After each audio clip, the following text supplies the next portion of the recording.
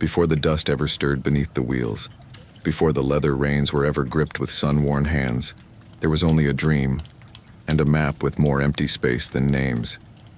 It is the spring of 1843, and you, an honest soul with an overactive imagination and slightly undercooked expectations, have just heard the three words that change everything: Oregon or bust. They tumble out of the local trader's mouth like gold nuggets rolling from a broken satchel. You don't yet know how literal the word bust will soon feel. Oregon, the promised land, a place whispered about at campfires and in Sunday sermons, with soil so rich a man could lose a boot in it, trees tall enough to hide thunder, rivers too wide to shout across, free land, hundreds of acres of it, if you can just get there. That small if, dangling like a carrot at the end of a 2,000-mile stick. You are standing in Independence, Missouri, the muddy little town that serves as the launch pad for dreams and disasters alike. Your wagon, your pride and joy, is parked at the edge of town. It's not a sleek chariot or sturdy fortress. It's a wooden rectangle on wheels covered in canvas pulled by oxen that appear already to regret meeting you. Inside this creaking vessel of hope, you've packed everything a sensible person of 1843 might think necessary for a cross-continental journey: a Dutch oven, a rifle, 20 pounds of lard, pickled cucumbers, because scurvy, one assumes, and 4 sets of long underwear. You have not packed humility. That you will collect along the way. Beside you stands your party, your cousin Jeremiah, who once shot himself in the foot trying to prove the safety of an unloaded musket, your Aunt Luella, who believes tea leaves can forecast weather, and a Bertio, hired hand named Amos, who hasn't spoken a full sentence since 1839 but whistles spirituals with unnerving precision. A finer team could scarcely be assembled under divine misdirection. The journey doesn't begin with fanfare. No band plays, no crowd waves. The mud sucks at the wagon wheels like it's having second thoughts for you. As you roll forward, the town fades into memory behind you. Before you stretches the unknown, and perhaps most unsettling of all, there's no turning back. Not because of courage, but because the wagon only has one gear: stubbornly forward. By noon on day one, it becomes clear that everything is heavier than you thought. The wagon creaks ominously. The oxen pant. Jeremiah is already out of breath and requesting snacks. You study your map. It's a straight line pointing vaguely westward, annotated in places with skulls and the cheerful phrase, "Here be Sioux." The trail is not a road, but a riddle. It cuts through tall grass and broken prairie where sunlight feels like something poured directly onto your scalp. You marvel at the silence. Not the peaceful kind, but the sort that makes you question if you've accidentally wandered out of time. The first night on the trail is both thrilling and horrifying. You set up camp just past a creek with a name you can't pronounce. Aunt Luella insists on reading tea leaves and announces that a journey of great importance lies ahead. You reply that you already knew that. It's literally the Oregon Trail. She nods solemnly as if confirming a prophecy. Dinner is a culinary experiment best left to the imagination. Beans, bacon, and biscuits, cooked over a fire that smokes like it's trying to escape. Jeremiah claims it tastes just like Ma's. You don't remember Ma's cooking being this flammable. By midnight, the prairie grows cold. Stars hang over you like forgotten prayers. Insects hold secret symphonies in the grass. You hear a distant howl and decide it's either a coyote or regret. You try to sleep. The canvas roof flaps like a nervous heart. Amos whistles a lullaby that sounds suspiciously like a funeral dirge. The ground is neither soft nor polite. You realize with sinking dread that this is only day one. In the morning, you awaken sore, grumpy, and already nostalgic for your bed back home. The oxen greet you with stares of existential disappointment. Luella announces that her tea leaves say there will be discomfort in the lower regions. She is not wrong. Jeremiah has dysentery. Already, you have been on the Oregon Trail for less than 36 hours, and your supplies have shifted. Your cousin is leaking, your shoes are full of gravel, and your map is damp from last night's panic-induced foot soak. But you push forward because you are brave or foolish or some combination of both. The trail calls and you answer, not with a shout, but with a groan and a limping gait. As the wagon creaks into the horizon, leaving behind its first campsite, and a pile of unspoken doubts, one thing becomes clear. This journey, this grand migration of hope and blisters, is no child's game. It is the test of your body, your wits, and your capacity to eat salted pork for 3 consecutive months. And this slow, muddy, uncertain beginning is just the opening note of a long and wandering lullaby. Morning on the Oregon Trail does not arrive gently. It slaps you awake like a disgruntled goat. There is no rooster, no soft sunbeam warming your cheek. There is instead the persistent groaning of wood on wood as your wagon settles deeper into the mud, and the unmistakable sound of Jeremiah vomiting into a hat. You emerge from the tent, if a stretched canvas tarp and 3 sticks can be called that, blinking into the flat gray light of prairie dawn. The world is dew-wet and grim. Amos, who has apparently not slept at all, stands staring at the horizon with the eerie stillness of a scarecrow. His whistling has stopped. This, somehow, is worse than when it was happening. Luella, chipper as ever, is boiling something in a dented tin pot. Sassafras root, she announces, holding up a twisted bit of shrub like it's the philosopher's stone. Good for the blood and excellent for mood. You do not doubt this because you are currently in possession of neither. Breakfast is more symbolic than satisfying. You chew on a biscuit that could stop a bullet, sip lukewarm sassafras tea, and try to ignore the fact that your oxen are staring at you as if contemplating a mutiny. You attempt optimism. You say, well, at least we're on our way. No, one answers. By mile 10 of the second day, your optimism has been quietly buried behind a scrub bush. The trail is already testing you, not with grand dangers, but with a slow, persistent unraveling of expectations. You thought you would see majestic vistas and perhaps a buffalo. What you see instead is an endless corridor of grass, dust, and the occasional dead squirrel. The prairie stretches out like an old bedsheet, familiar in pattern, slightly frayed, and profoundly uninspired. The wagon wheel wobbles ominously. You try to ignore it as you have ignored so many small misfortunes today. The mysterious loss of half your jerky, Amos's prolonged eye contact with a passing crow, and the small yet unmistakable squeaking sound your boots make when you walk. At midday, you halt beside a dry creek bed for lunch. Lunch, in the Oregon Trail lexicon, is a euphemism for gnawing something leathery while pretending it's still food. Today's offering, cold beans and lard. Even Jeremiah, who has been known to eat raw turnips, grimaces. Reckon, we'll reach the Platte River by next week, you say, trying to sound like someone who has read a map before.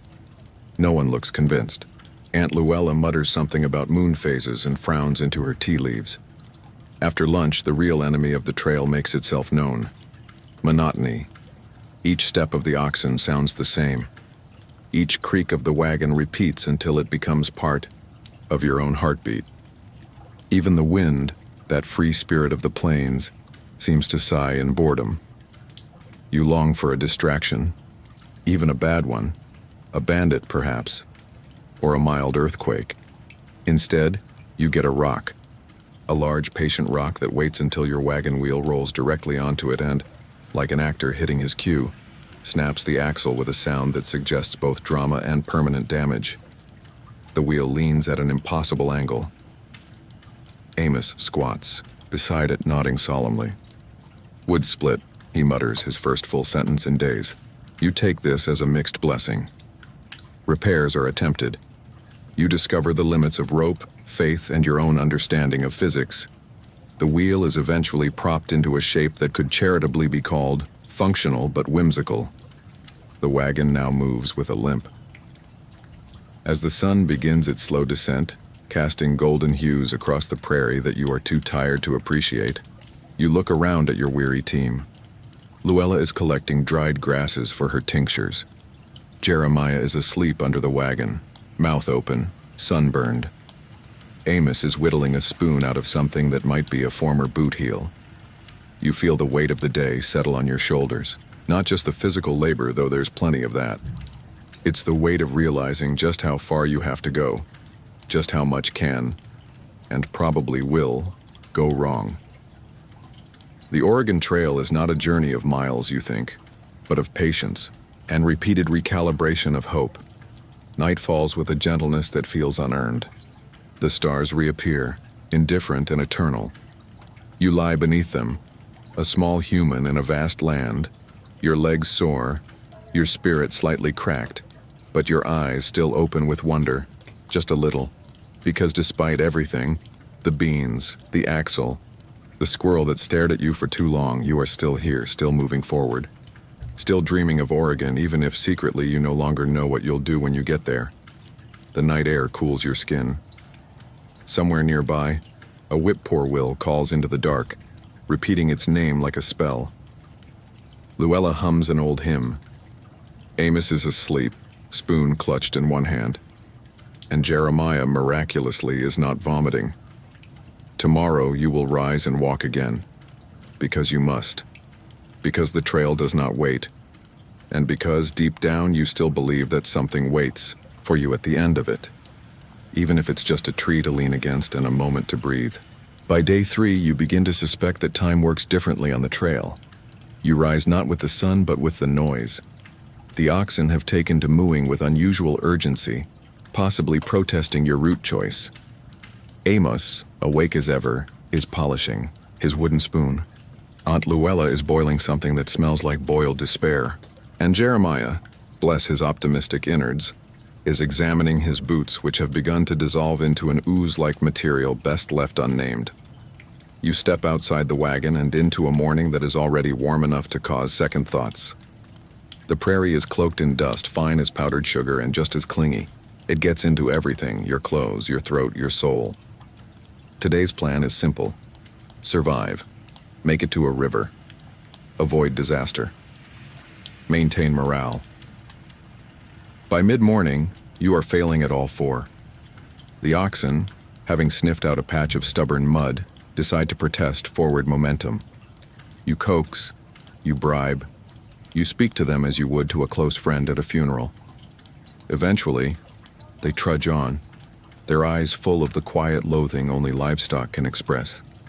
The trail rises into low hills, and you realize, painfully, that the terrain now resents your presence. The wagon shudders with every rut. You pass a tree twisted into a shape that looks like it died of loneliness. Amos names it Regret Tree. No one argues. At midday, you find shade under a boulder large enough to seem vaguely important. Jeremiah, now more or less ambulatory, announces he has discovered a rash of concerning spread. You glance at it. It appears to be migrating toward his socks. Aunt Luella produces a paste made of dandelions and mustard seed. Jeremiah does not look reassured. You eat jerky so hard it might double as a weapon. You chew slowly, not for pleasure, but because your jaw has few other options. The sassafras tea is now accompanied by something Luella calls prairie tonic, a murky liquid with visible floaters. Conversation dwindles to the occasional grunt or observation about clouds. One vaguely resembles a rabbit. The other resembles a man fleeing a large bird. After lunch, the trail narrows, bordered by brittle shrubs and rocks shaped like sleeping dogs. The wagon hits a hole that feels engineered by malevolent gophers. You are pitched forward. Amos catches you with one hand. Balance, he says, as if quoting scripture. Around hour 6, the sun becomes aggressive. Your hat, once a jaunty symbol of frontier optimism, now functions as a heat trap.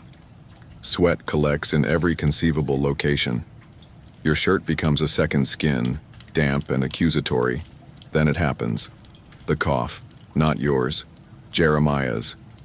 It begins as a dry, theatrical thing, easily dismissed, but then it grows, deepens, acquires texture. He waves a hand. Just dust, he says. But you remember the warnings. You remember the stories. Dysentery, the great equalizer, the trail's cruel joke, a villain with no face, but many outcomes. You stare at Jeremiah, who is now coughing, into a rag with more ceremony than comfort. Aunt Luella is already gathering herbs.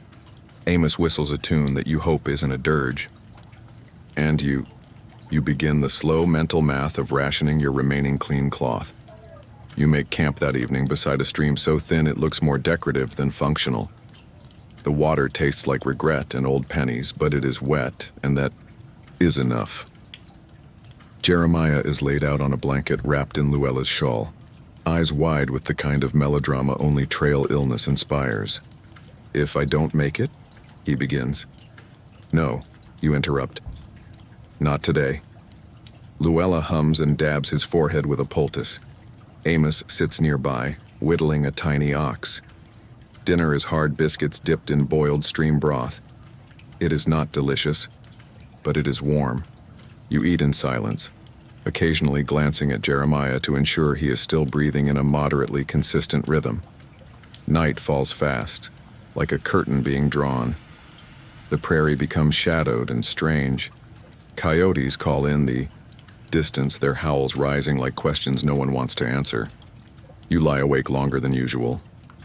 Sleep won't come. Your thoughts wander. You wonder how many others have crossed this land and felt the same sense of smallness, of doubt, of wondering if they're just a little bit too soft for this life. The stars above are pitilessly beautiful. Luella mutters something in her sleep about turnips and angels. Amos snores in Morse code.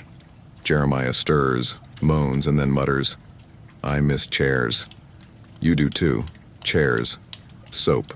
The vague concept of a ceiling. But most of all, you miss knowing what comes next. On the trail, each day is a fresh question, and you're never entirely sure you're answering it correctly. Still, as your eyes begin to drift shut, there's a comfort in the rhythm, the sameness, the simplicity. Life distilled to its elements. Water, movement, fire, breath. Tomorrow might bring more dust, or rain, or miracles. But for now, beneath this vast quilt of stars, with Jeremiah still wheezing and Luella brewing something suspicious in a kettle, you are content, a little scared, little sore, but somehow still dreaming of Oregon. It is day 4 on the trail, and this morning you are greeted not by the call of birds or the scent of breakfast, but by the realization that your last clean pair of socks has vanished, gone, vanished into the misty ether of prairie mornings. You check beneath the wagon. You shake out your bedroll. You even ask Amos, who responds with a non-committal shrug and offers you a spare he carved out of canvas and, somehow, bark. You decline, politely but firmly. The loss of socks may seem trivial in the grand scheme of a cross-continental migration, but out here where comfort is currency, it's a blow to morale. Your feet, blistered and increasingly skeptical of your leadership, now face the raw world armed only with threadbare hope and a layer of dust. Jeremiah, surprisingly better after yesterday's dramatic brush with dysentery, or what he now calls the Great Gut Rebellion, has found a new passion: storytelling. He insists on narrating every minor event with theatrical flair. You are too tired to object. "This morning," he begins, gesturing to the wagon with a spoon, "we witnessed a sunrise so blindingly golden even the oxen paused to admire it. They did not. They attempted to eat their own yoke out of boredom. Still, his enthusiasm is oddly comforting. Luella, inspired by his recovery, has declared the morning a time of rebirth. She has also created a new salve made of pine resin and molasses. She will not say what it cures. You suspect it may attract raccoons. After breakfast, a suspiciously crunchy porridge, the caravan sets off again, creaking and groaning like an elderly fiddle. The trail ahead is gentle today. Rolling fields speckled with wildflowers and small birds that chirp as though auditioning for a traveling choir. For once, there is a sense of peace. That is, until you nearly step on a snake. It is not a large snake, nor a particularly venomous-looking one. But it is a snake, and it moves, and that is enough to send your heart into your throat. You leap backward with the grace of a startled goat. Jeremiah gasps. Luella offers it a name, Ezekiel, and a prayer. Amos, stoic as ever, gently nudges the snake with a stick until it slithers off in protest. The moment passes. You exhale. The prairie resumes its indifferent rustling. But for the rest of the day, you walk with a new awareness. eyes scanning the ground, ears attuned to every hiss and rustle. Fear on the trail, you realize, is rarely dramatic. It's small, quiet, persistent. It lives in shadows, in rations that shrink too quickly, in boots that wear through too soon. At noon, you reach a grove of cottonwoods, an oasis of shade and sound. The leaves clap gently overhead, and for a rare moment you all sit in relative comfort. Luella hands out slices of dried apple. Amos carves a flute out of a bone. Jeremiah recites a poem he claims to have written that morning. You suspect he plagiarized it from a hymn. Still, it is a moment, a small success. There is no broken wheel, no surprise illness, no angry clouds or belligerent oxen. You sit, eat, listen to Amos's tuneless flute, and feel, for the first time in days, something close to calm. Later, as the trail winds downward, through a small ravine you find something even more precious: clean water. A spring bubbling cheerfully from beneath a ledge of rock, so clear you can see pebbles dancing at the bottom. You fall to your knees and drink deeply, ungracefully, like a pilgrim at the altar of hydration. It tastes like forgiveness. Jeremiah splashes his face. Luella collects some in a bottle laced with mint. Amos tests the water by letting it drip onto his wrist, then nods solemnly, as if approving its character. You refill every canteen. Wash your hands. Rinse your one remaining sock. Even the oxen appear vaguely soothed. As the sun tilts westward, you make camp beside the spring. A rare luxury. The evening feels almost celebratory. Dinner is beans again, but no one complains. The mood is light. Jeremiah tells a joke about a bishop and a chicken. Luella laughs so hard she snorts. Amos smiles. You swear he does. You sit beside the fire long after the light fades, the stars flickering above like the quiet approval of long-gone travelers. Luella reads from a small book of verses. Jeremiah roasts a beetle for science. Amos taps out, a rhythm on his knee, eyes closed, and you stare into the flames and feel something stir. It's not comfort. Not quite. But it is kin to it. A cousin, maybe. A sense that despite the dust and the fear and the disappearing socks, this trail might hold more than hardship. It might hold something like grace. Not in the grand sense, not in the way the pamphlets back in Missouri promised, but in the small ways. In a shared laugh, a clean spring, a flute carved from a bone. Tomorrow the trail will resume its demands. The ruts will deepen, the sun will blaze. Someone will probably get a splinter in a difficult place. But tonight, by the water, with the stars above and the grass whispering lullabies, you sleep. Not just because you're tired, but because somehow you feel safe. On the morning of day 5, you wake to find that no one knows exactly where you are. This isn't immediately obvious. At first, everything appears normal. The oxen are chewing something they shouldn't. Luella is steeping a questionable root, and Amos is polishing a pebble he insists might be useful later. But as you look around, at the low hills, the unfamiliar shrubs, the unnerving absence of a trail marker, you realize the truth. You are, in the kindest possible terms, slightly misaligned with the known world. Jeremiah insists you're just off the main path, which is a generous way to describe the feeling of being swallowed by an indifferent prairie. You pull out your map, which is more of a wish than a chart. It offers comfort but few answers. See here, you say, pointing to a bend in the river you haven't seen and a stand of trees you haven't passed.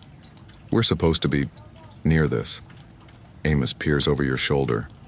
We passed that 3 days ago, he mutters. Or not at all, Luella adds cheerfully, as if being lost is just another form of surprise. You try to stay calm. The trail is wide, after all. Or it was. Now, as you squint at the horizon, the wagon ruts have disappeared, as if the land has decided you're not worth remembering. You press on, hopeful that forward is still somehow correct. The prairie, now more weedy than grassy, stretches endlessly in every direction. It is both beautiful and rude, unhelpful in its symmetry, generous only in its sameness. The sun offers no clues. The wind, when it speaks, says only, maybe. You pass a stump that looks like it might be judging you. Amos names it Stubborn Peter. By noon, the mood has shifted. The oxen are listless.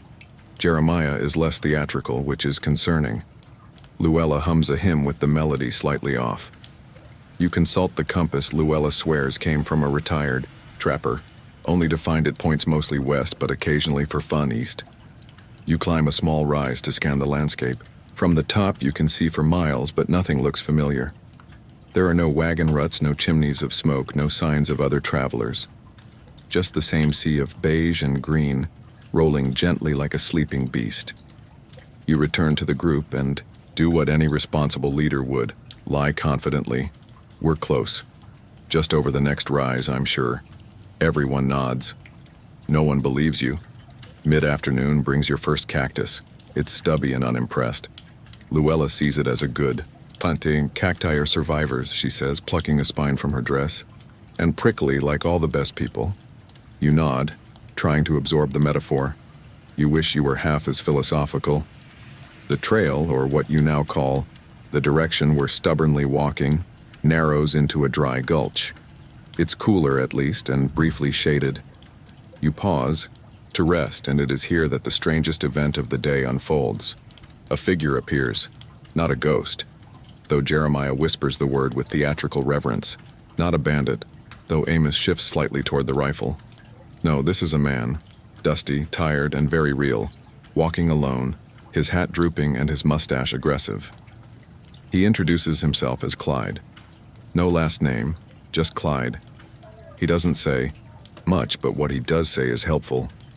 You're about 10 miles off the trail, he grunts, pointing east with a weathered thumb. How do you know? You ask. I've been walking it since April. He squints. You're headed toward Wyoming, slowly. You don't ask why he's alone. You don't ask where he's going. These are not trail questions. Instead, you offer him a biscuit and a jug of water. In return, he draws a shaky but useful sketch in the dirt. You'll see a big rock shaped like a thumb. Trail picks up again just past it. And then with a nod, he's gone, disappearing into the prairie as quietly as he came. For a moment, you all stare at where he stood, wondering if Clyde was real or just a shared hallucination brought on by root tea and sunstroke. You decide not to discuss it further. Following Clyde's directions, you adjust your course. Within 2 hours, you find the thumb-shaped rock. It is, without question, the most encouraging geological formation you've ever seen.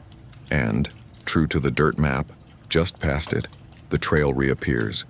2 deep ruts curving gracefully toward the horizon like an invitation home.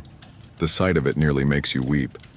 Instead, you say nothing because trail wisdom has taught you that victories, even small ones, should be held gently. That night, camp is quiet. Dinner is modest. More beans. Fewer complaints. Jeremiah tells a story about a mythical buffalo who carries travelers on his back. Luella says the tea tonight is made with reorienting herbs. Amos plays a soft tune on his bone flute. And you, finally, relax. Not completely, but enough.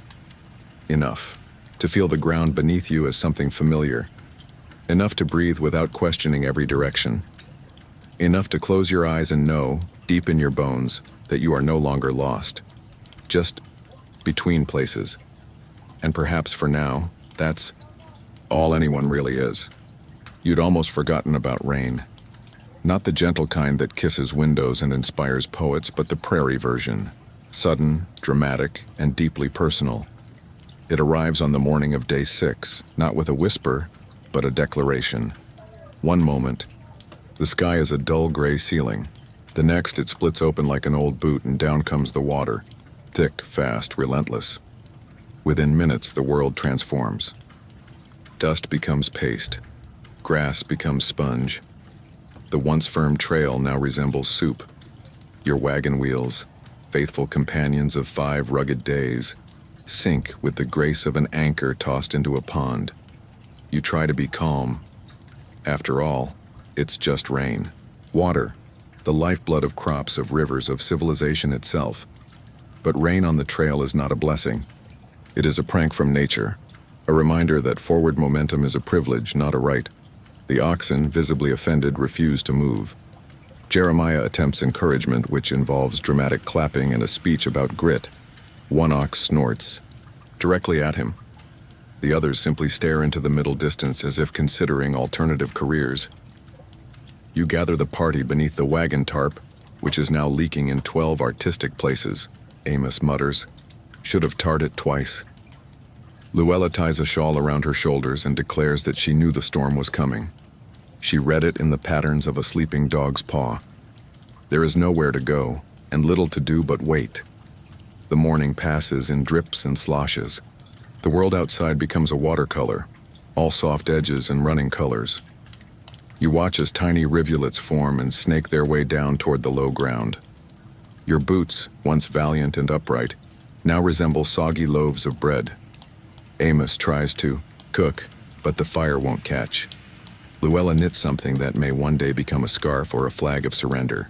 Jeremiah whittles a figure of what he claims is a trail angel. It looks like a potato with wings. The noise of the rain is endless. It drums on canvas. It hisses in grass. It gurgles in pots left outside too long. At first, it is soothing. Then it is maddening. Then it loops back to soothing again, like a lullaby sung by a drunk uncle. By afternoon, the trail is no longer visible, only ruts filled with muddy water and a kind of philosophical uncertainty. You consider moving on briefly, before realizing that the wagon is now effectively part of the earth. You send Jeremiah ahead on foot to scout, mainly to give him something to do.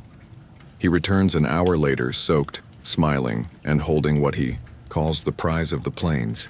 It's a bucket of wild onions. You are too tired to ask where he found them. You are simply grateful for the idea of flavor. Luella, emboldened, makes onion stew. It is a culinary event. The pot bubbles over a tiny, reluctant fire sheltered by a large rock and Amos's body. The stew smells sharp and earthy, like regret, mixed with comfort. As evening falls, the rain softens, reducing itself to a persistent mist. You step outside and look around. Everything is slick, shining. The wagon glistens. The oxen, now vaguely cooperative, paw the ground as if considering forgiveness. The air smells like the inside of a fresh potato. You eat the onion stew with wooden spoons and mild astonishment. It is somehow the best meal you've had. Not because of the taste, though that helps, but because it is warm and shared and not beans. After dinner, the world goes quiet. The prairie, washed clean, hums with the faint music of frogs and damp leaves. You sit with your back against the wheel, Amos beside you. Luella humming to herself as she repacks her herbs into newly dampened pouches. Jeremiah retells the tale of the trail angel, this time adding that it appeared to him in a dream and told him to always trust in stew. No one questions him. You reflect, not for the first time, on the strangeness of this journey, how each day offers something unexpected, not always good, not always bad, but always different. You are not moving fast. You are not always sure you're even moving forward, but you are still here, still together, still a little bit lost in every way that counts. And strangely, that feels okay. That night, you sleep deeply. The rain resumes, but it no longer feels like an enemy. It's just part of the trail, like mud, and onions and the strange magic that comes from being utterly stuck yet oddly content. Tomorrow the sun may return, or it may not. But tonight, beneath a damp tarp, in a field of patient puddles, you are exactly where you need to be. On the 7th day, you do laundry, not because you want to, not because it's Tuesday or because the trail gods demand it, but because every item of clothing you possess has, in some way, declared war on your dignity. There's a scent to trail, life, a heady blend of sweat, dust, animal, and existential fatigue. It settles into your shirt like a haunting. Your socks can now walk themselves. Luella has begun referring to your trousers as sentient, and so, despite the limited water and the even more limited soap, you declare this day a day of cleanliness. The Decision is met with varying degrees of enthusiasm. Jeremiah is ecstatic. "I've dreamed of this day," he says, holding up a pair of undergarments that could be used to patch a sail. Amos shrugs and pulls out a bundle of fabric he's been storing under the wagon since Missouri. It is unidentifiable. Luella simply nods and begins mixing up a small tub of what she calls ash soap, which smells like regret and boiled mint. Tioao, nearby creek, found yesterday during a reconnaissance mission that involved Jeremiah falling into a thorn bush, is modest but sufficient. The water runs clear and cold, singing softly over rocks shaped like potatoes and ancient feet. You set up camp early, spreading garments across bushes, rocks, and every willing surface. The oxen seem deeply skeptical of this whole affair. There's something oddly ceremonial about it. You scrub each item slowly, deliberately, watching the water cloud with days of trail. Shirt after shirt, sock after sock, the prairie grime lifts and floats away. You feel for the first time in a week that you are participating in something like civilization. Jeremiah turns laundry into performance art. He narrates the backstory of each garment as he washes it. "This shirt," he says, holding it aloft, "like a flag once belonged to my grandfather. He wore it the day he lost a duel with a raccoon." "No, he didn't," you reply. "He might have," Jeremiah insists. Amos, less theatrical, beats his laundry against a flat stone with the rhythm of a man exorcising minor demons. He hums as he works. You recognize the tune, something from church, though the tempo suggests barn dance. Luella has gone full apothecary. She adds petals, herbs, and something she calls cleansing whispers to her wash water. "Clothes carry memory," she explains. "We must lighten them." You decide not to ask what your socks remember. By midday, the camp resembles a strange exhibit. Flags of faded flannel and linen flapping in the breeze, socks strung like prayer banners. The smell is improved. Slightly. Lunch is cheese, hard, bread, harder, and a peach. Jeremiah swears he found in his coat pocket. No one eats the peach.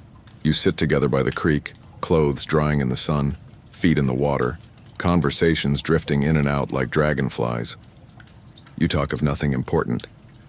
Amos mentions a dream about a wagon with wings.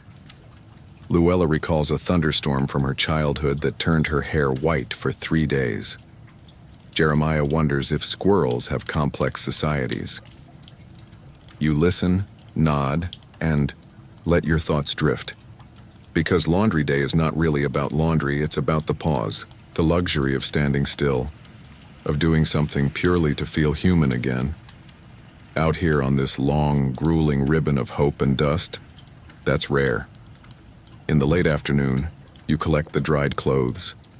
They're stiff from the sun, rough to the touch, but cleaner than they've been in days. You slip into a fresh shirt and feel briefly like royalty. Jeremiah prances in his now dry coat, declaring himself trail baron of the South Fork. Amos wears a pair of trousers he repaired with bark twine and looks vaguely pleased. Luella presents you with a kerchief she's infused with lavender and says it will shield your thoughts. You believe her. A little. Dinner that night feels like a celebration. The air is fresh. The fire crackles warmly. You eat beans with a side of laughter. Even the oxen appear more relaxed, though that may be due to Luella's whispered bedtime charms.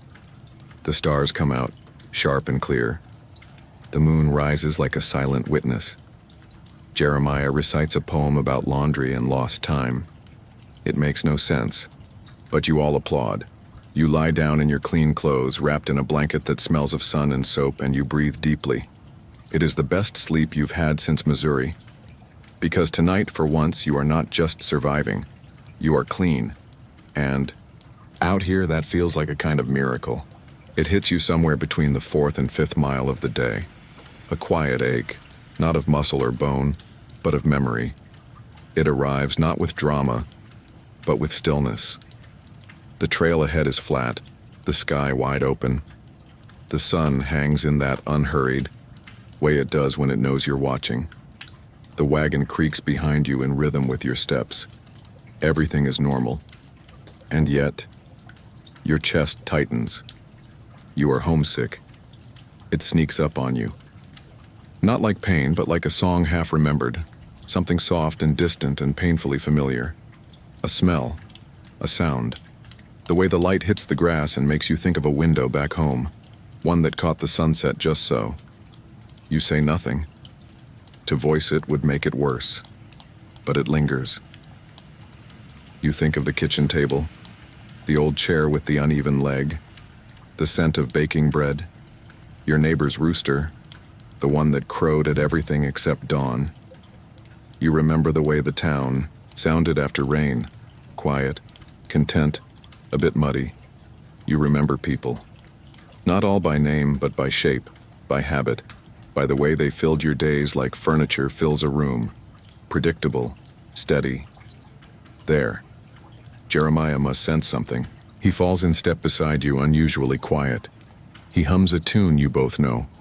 You don't know where he learned it or if anyone ever wrote it down, but it feels like home. Luella trails behind, lost in her own thoughts. She clutches a handkerchief, embroidered with her mother's initials. You've seen her hold it on harder days. She says it smells like cloves. You're not sure if it does or if that's just what she wants it to smell like. Amos walks ahead, leading the oxen. His back is straight, his hands calm. You've never asked where he's from. You realize you might never know. Some people carry their homes so deeply they never speak of them.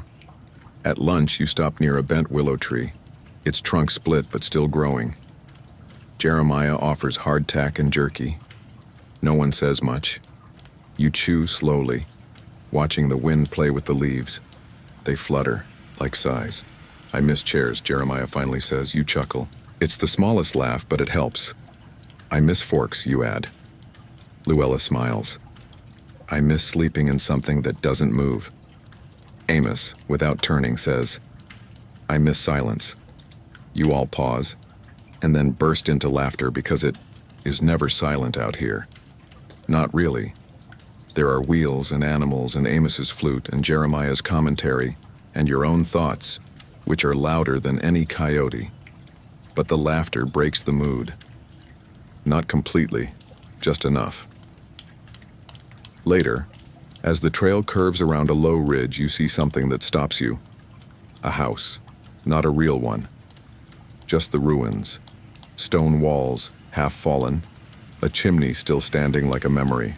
No roof, no doors. Just the suggestion of a life once lived. You walk toward it, drawn like a moth to a familiar flame. Inside the broken walls, there's nothing much. Grass, an old kettle, a rusted horseshoe. But you can imagine it. The fire in the hearth. The boots by the door. The quiet hush of a life lived slowly. You sit on what was once a step and close your eyes. For a moment, the wind sounds like curtains. The grass smells like supper, then it fades. Jeremiah finds a tin cup and turns it over in his hands. They were going west, he says softly. Just like us. Luella nods. Maybe they stayed. Maybe they couldn't. Amos touches the chimney and says nothing. You stay there a while, not long. Just long enough. Then you move on because the trail always pulls you forward even when your heart lingers. That evening, camp is quiet. You eat beans without complaint. Luella offers everyone a piece of dried fruit from a hidden stash. It tastes like summer. Jeremiah writes something in his journal and tears the page out. He folds it into a little square and places it in the fire. For the ones who stayed, he says. Amos plays a slow tune on his flute. It drifts like smoke. You lie back and look at the stars. You wonder who else is watching them tonight. If someone back home is thinking of you. If they're sitting at that crooked table or hearing that ridiculous rooster, the ache is still there. But so is something else. A strange gratitude, because to miss home means you had one. And that is no small thing. You pull your blanket tighter. The fire crackles. The grass sighs. And under that big sky, far from all you knew, you sleep. Not because the ache is gone, but because it's part of the journey. And part of you. The wind arrives before dawn. It slips through the seams of your canvas tent like a polite thief. lifting flaps and rattling buttons, stirring dreams into something half-waking. You open your eyes to the sound of gentle chaos, rustling leaves, clinking pots, the low groan of the wagon shifting against its own weight. You sit up slowly, blanket clinging to your shoulders, and listen. The prairie is humming, not with birds or coyotes or Amos's flute, but with wind. Steady, insistent, full of invisible fingers tugging at the world. It isn't cold, not exactly, but it brings with it a chill that bypasses skin and speaks to something older, deeper, a reminder perhaps that this land has always moved, and you are merely passing through. Luella is already awake, her hair in a swirling mess, shawl wrapped tightly, holding a tin cup like a chalice. She nods toward the sky. "Change is coming," she says. You don't ask what kind. With Luella, it's better to let her omens speak for themselves. Jeremiah stumbles out of the wagon, hair plastered to one side of his head, socks mismatched. "Is this a hurricane?" he asks, not seriously. "No," you say, "just Tuesday." Amos doesn't speak. He stands with his back to the wind, hands in his pockets, face calm. You think he might be listening to it. Really listening. Breakfast is tricky. The fire refuses to stay lit. Sparks spiral into the air like startled bees. Luella mutters about spirits of the east. Jeremiah offers to hold a pot steady and nearly loses it to the breeze.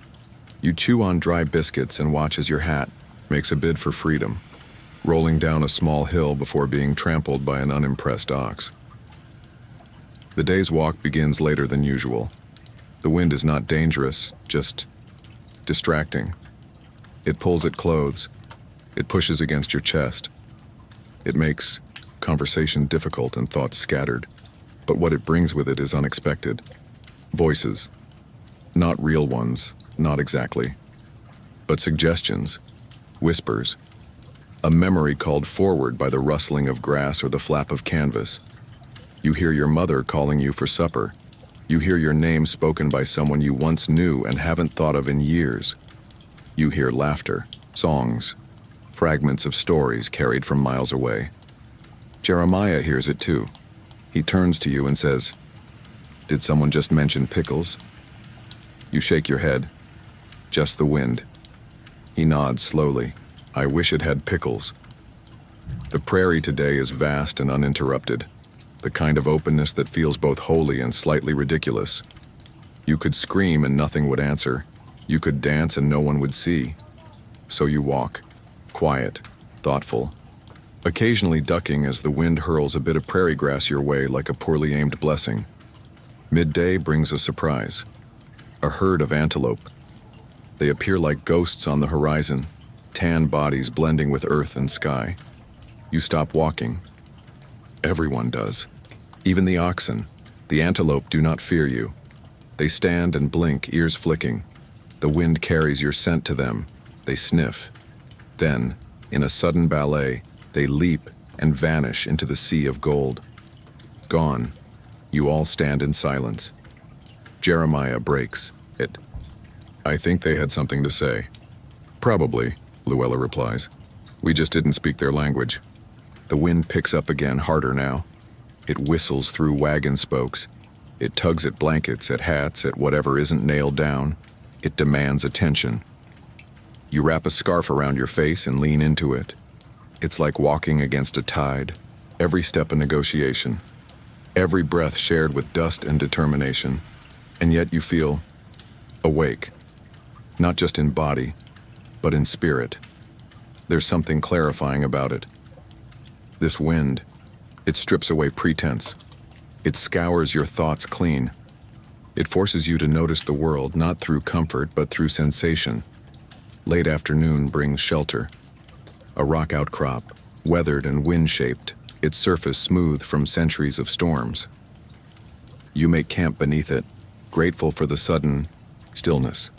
The wind still howls above, but here in this hollow it can't quite reach you. Luella brews a tea that smells like citrus and wet bark. Jeremiah plays with a feather he found tangled in the wheel spokes. Amos sharpens his knife with the care of a man carving time.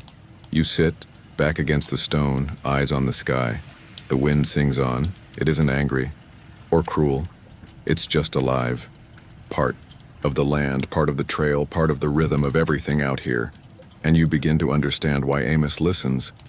Because in the wind are stories of travelers, of buffalo, of the ones who made it and the ones who didn't, of laughter caught mid-gust, of tears never cried.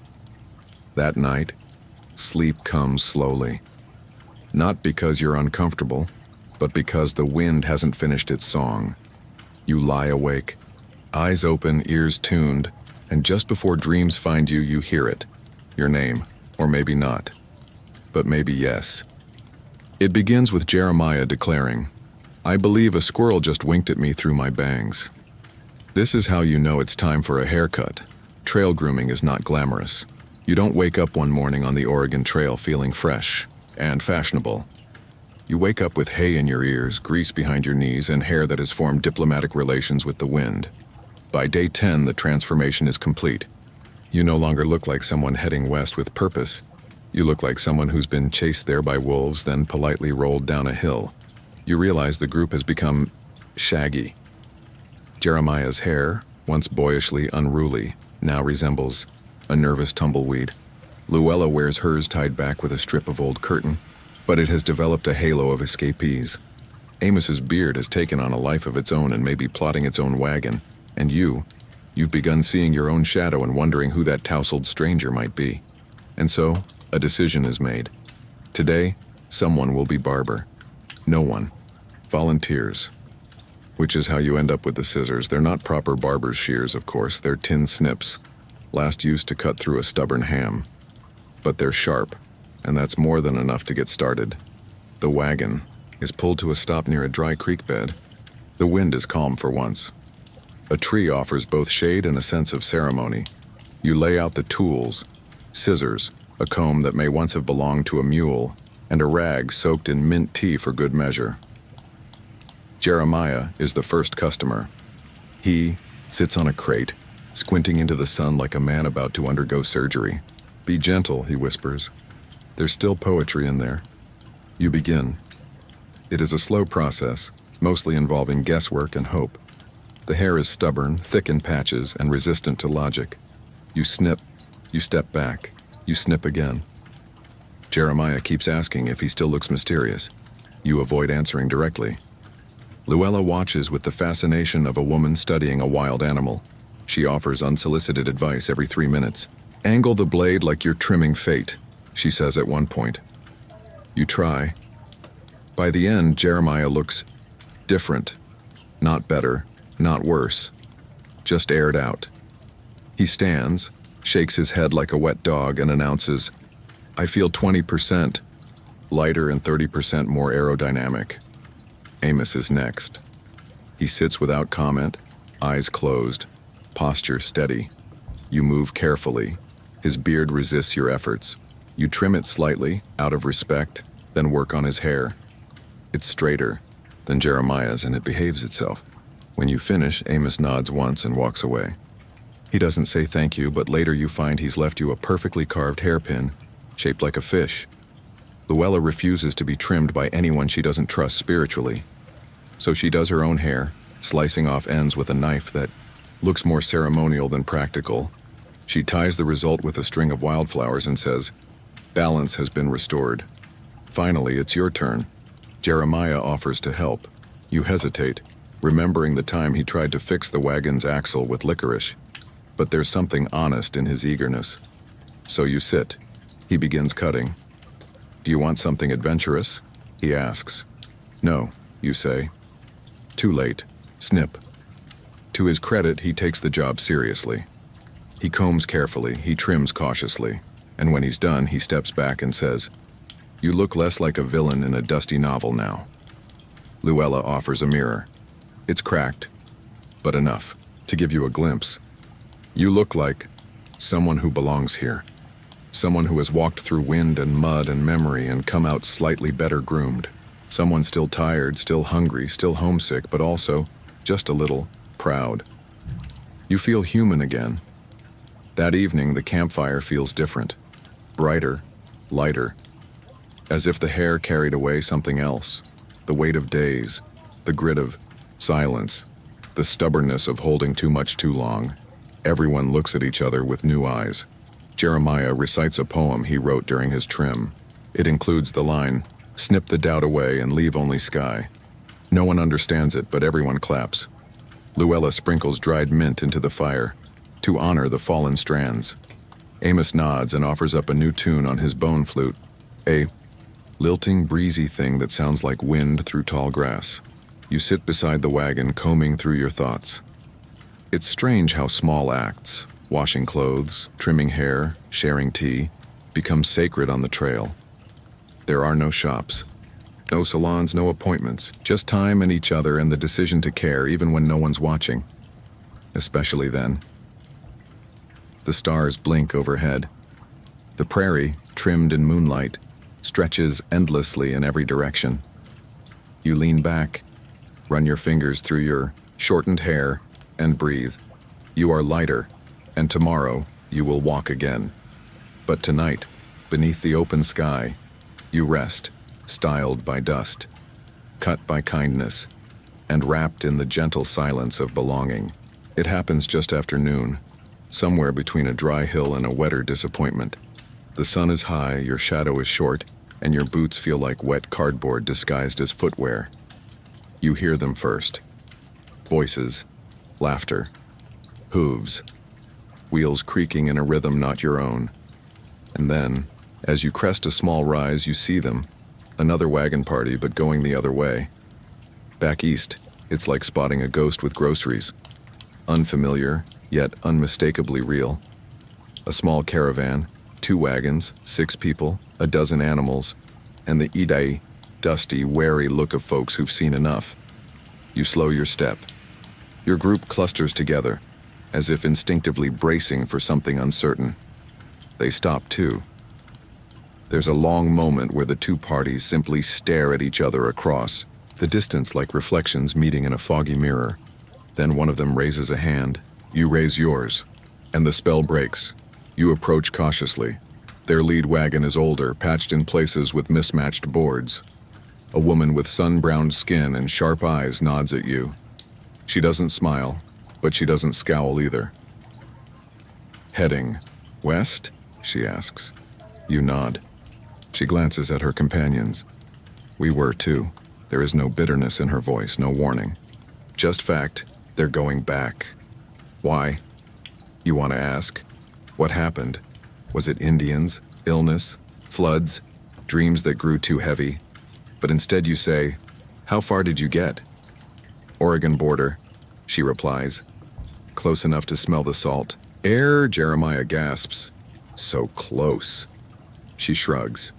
"Close don't count if the land won't hold you." Luella steps forward. "Did the soil turn you back?" The woman shakes her head. "The soil was fine, but the people..." She doesn't finish the sentence, and somehow that says more. They share water with you. You offer jerky. It's not a formal exchange, more like a quiet communion between pilgrims who've seen different sides of the same dream. They talk in fragments. Too much rain, too little help. The baby didn't survive the fever. The oxen collapsed after the snake. River crossing. The promise turned to silence. "We thought we were brave," one man says, brushing dust off his trousers. "But maybe we were just tired." You listen. You nod. You feel a strange tightening in your chest. Not fear, not doubt, but recognition. The trail doesn't judge. It simply records. And here, before you, are its footnotes, the ones who said enough and meant it. Amos says little, but he offers them a carved button. The woman takes it with a nod like it means more than it looks. Jeremiah asks if they saw buffalo.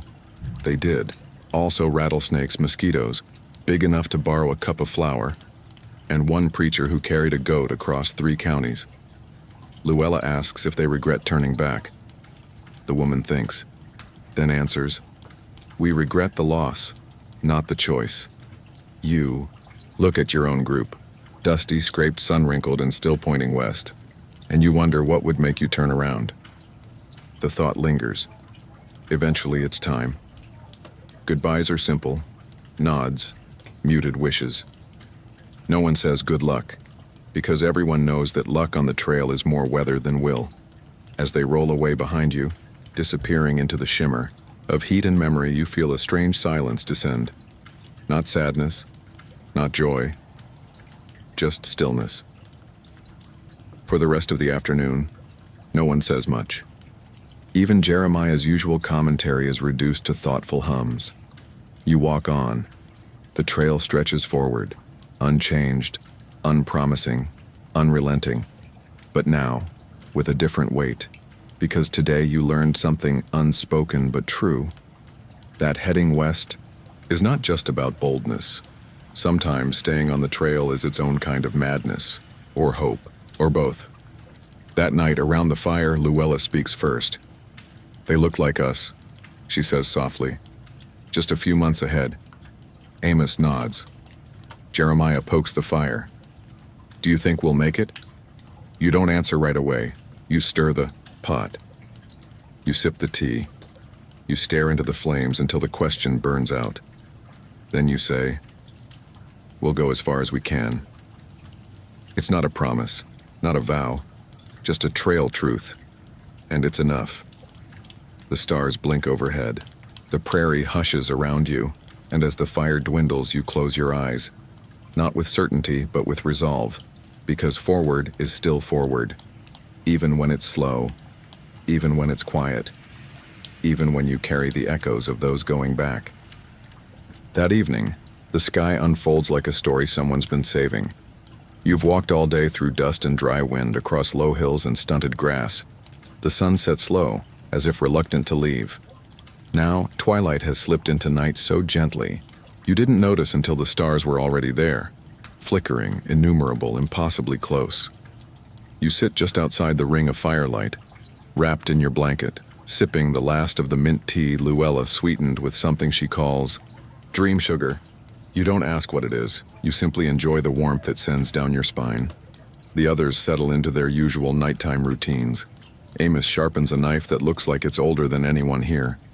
Luella writes in her journal, whispering each word like she's casting a spell. Jeremiah is lying on his back, staring at the sky. They look like lanterns, he says suddenly, hung just high enough that we can't reach them. You glance up, and yes, tonight, the stars do look like lanterns, soft glowing, swaying slightly in the breeze of the universe.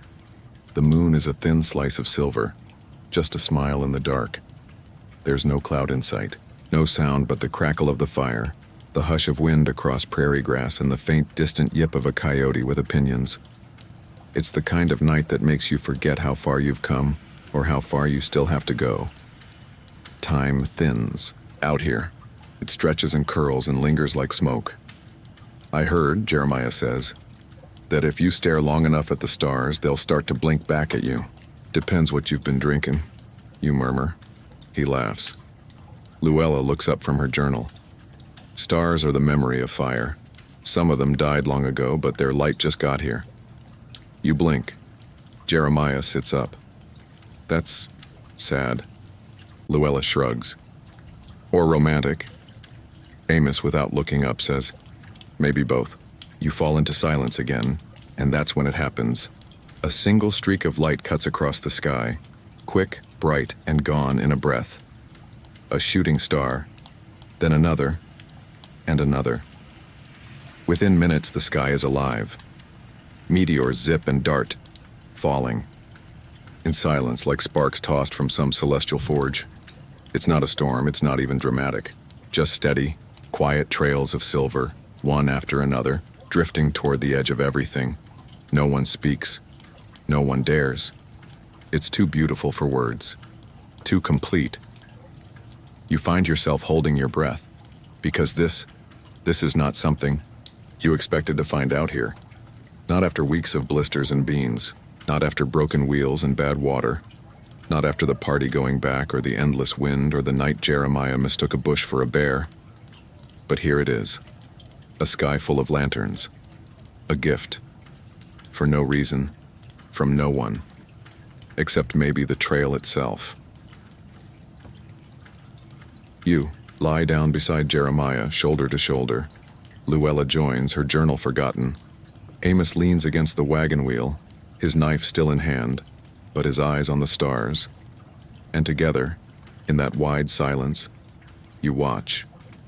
Minutes pass, or hours. You don't know. You don't care, because tonight the sky is enough.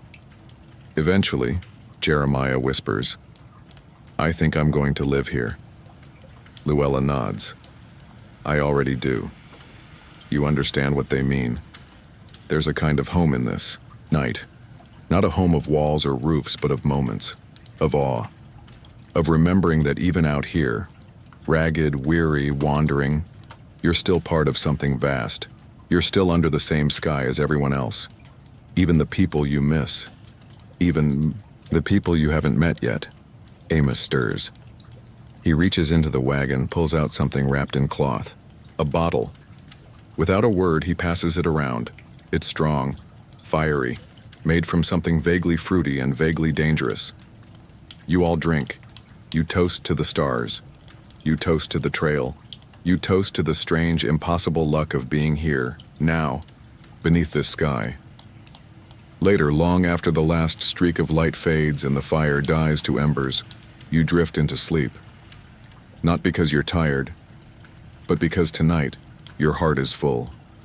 Of light, of warmth, of lanterns that fall, not to warn or burn, but simply to remind you you're still moving, still dreaming, and still under the stars. The morning begins with a sound you've come to dread. It's not the howl of coyotes or Jeremiah's creative approach to singing. It's a crack, sharp, sudden, unmistakable, followed by a thud, a lean, and then the slow, defeated sigh of wood giving up. The wagon wheel has broken. You all stop. No one speaks. Even the oxen, mid-chew, pause to observe the moment. The back left wheel lies at a sad angle, half detached, with one spoke pointing skyward like a limb in protest. You kneel to inspect the damage. The hub is cracked clean through and two spokes are missing entirely, one lost to time, the other currently clutched by Amos, who's examining it like a philosopher studies fate. Jeremiah peers over your shoulder. "Well," he says, "she's a bit crooked." Luella, holding a mug of tea and a tin of something pungent, adds, "Crookedness is a sign the trail wants us to pause." You groan, quietly, internally, very politely, because out here on the Oregon Trail, a broken wheel isn't just an inconvenience, it's a full-day affair. Amos sets the spoke down gently and mutters, "We'll fix it." He doesn't say how, or with what, or whether he's ever fixed a wagon wheel before. But the conviction in his voice is oddly reassuring. You begin inventory. Nails? Fewer than you remember. Wood? A few boards, one bent. Tools? A hammer, a dull saw, and a chisel that Amos insists is actually a spoon. Jeremiah offers a suggestion. What if we remove the wheel entirely and just lean to the left all the way to Oregon? No one responds. You set to work. The wagon is jacked up with rocks and a stump, wobbling gently like a sick animal trying to stand. Amos begins trimming a replacement spoke from a branch he found 2 miles back. Luella heats resin over a small fire, humming something that sounds like a lullaby sung by a tea kettle. Jeremiah is tasked with finding another length of wood. He returns an hour later with a fence post and a story about a ghost dog. You don't ask questions, you just take the post and begin shaping it. The sun climbs, sweat beads on your brow, your hands ache, the tools complain. The wagon groans like it knows this is not what it was built for. Amos fits the new spokes in, with a patience born of silence. Luella applies the resin with the tenderness of a mother dressing a wound. Jeremiah finds a scrap of leather and insists it will help bind the sole of the wheel. You don't laugh. You nod. Because on the trail, belief is sometimes more useful than logic. By late afternoon, the wheel is round again. Not perfect, not pretty, but round. You hold your breath as the wagon is lowered. It settles, wobbles, and holds. You exhale. The oxen are rehitched. They grunt, unimpressed. You step back and look at the wheel, patched, scorched, lashed together like a child's first go at basket weaving. But it rolls, and that is enough. You resume your journey, moving slower now, listening with new intensity for any creak out of place. The trail stretches ahead, sun-drenched and dusty, and behind you, less obvious but just as long, trails a thin, invisible line of persistence. Jeremiah, walking beside you, nudges your elbow. "You know," he says, "that wheel might outlive us all." You smile. A real one, because he might be right. That night, camp is quiet. The fire is small, the dinner modest, dried meat softened in water, biscuits warmed on a stone, tea sweetened with honey Luella has mysteriously produced. As the stars blink overhead, Amos speaks. "Every wheel breaks," he says. "It isn't a complaint, it's not even advice, just a truth." Jeremiah raises a cup. "To the broken things that keep rolling." You clink your own cup against his, Luella adds, "and to the people who fix them with love, twine, and faith in ridiculous ideas." You all laugh. Not loudly, just enough. Later, as you lie beneath the stars, you think about the wheel. How easily it gave way. How hard it was to repair. How it now carries weight not just of supplies but of effort, hope, and collective stubbornness. You realize something. The trail doesn't break people. It shows them how they bend. And tonight, you bend into sleep. Softly, quietly, beneath a wagon that leans just slightly to the left but still moves forward. It begins as a whisper, a murmur along the horizon, a shifting in the light. The sky, once blue and expansive, takes on a strange hue. Yellow, but not gold. Gray, but not quite clouded. A color that makes your stomach tighten before your mind can catch up. The oxen snort and paw the ground. Amos straightens. Luella narrows her eyes at the sky and mutters, "Dust," and she's bringing cousins. Jeremiah looks up and squints. "Is that smoke?" It is not smoke. It is the beginning of a dust storm. On the Oregon Trail, there are no sirens, no forecasts, no time to gather yourself. Just a sudden tightening of the air, a static in your bones, and then wind. First gentle, then rude, then punishing. You have minutes, maybe less. "Cover the wagon." You call. Jeremiah springs into action. Well, stumbles into it, grabbing the canvas tarp and throwing it over the crates. Amos lashes it down with quiet precision. Luella pulls jars and pouches from the ground, wraps them in her shawl and tucks them under a blanket. The sky continues its transformation. The yellow thickens. The horizon disappears. The world contracts. Wind howls now, and with it the dust. Not soft, poetic dust. This is weaponized earth. Tiny grains that bite your skin, sting your eyes, slip into every crease of clothing and thought. You pull a scarf over your mouth. Blink fast. Tie your hat down. The temperature drops slightly, the way it does before nature scolds. Then the storm arrives. It does not knock. It kicks the door open and fills the room. Sand and grit hurl sideways. The air is brown. The sun vanishes. You can't see the oxen anymore. You can't hear Jeremiah. You can't even hear your own voice. Just wind, just dust, just the strange, roaring silence of being swallowed. You drop to the ground beside the wagon, hands over your head, heart thudding. The dust gets in your ears, your nose, the folds of your shirt. Your skin is instantly raw. Your eyes tear. But even tears can't wash this away. It's not a storm you fight. It's a storm you wait out. Somewhere, nearby, Amos is crouched, unmoving, a shape of stillness in a moving world.